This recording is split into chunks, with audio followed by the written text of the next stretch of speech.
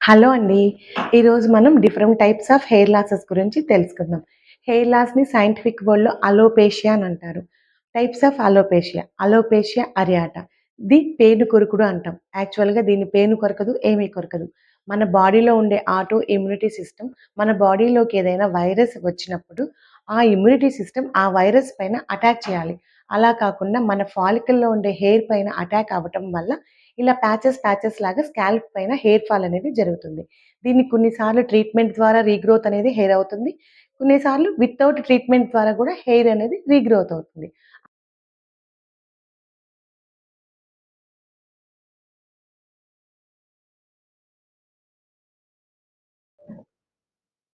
Number 2 alopecia universal. వీళ్ళకి lip hair, eyebrow hair and facial hair and body hair. వీళ్ళకి body పైన ఎటువంటి hair అనేది ఉండదు. వీళ్ళు ఖచ్చితంగా డెర్మటాలజిస్ట్‌ని కన్సల్ట్ అవ్వాల్సిందే. Number 3 alopecia totalis. వీళ్ళకి facial hair, some body hair ఉంటుంది. కొన్నిసార్లు హెడ్ పైన ఉంటుంది. బాడీ పైన and last one alopecia premature. దీన్ని హెయిర్ లాస్ అని అంటారు. దీన్ని ఆండ్రోజెనిక్ అలోపేషియా అని కూడా అంటారు.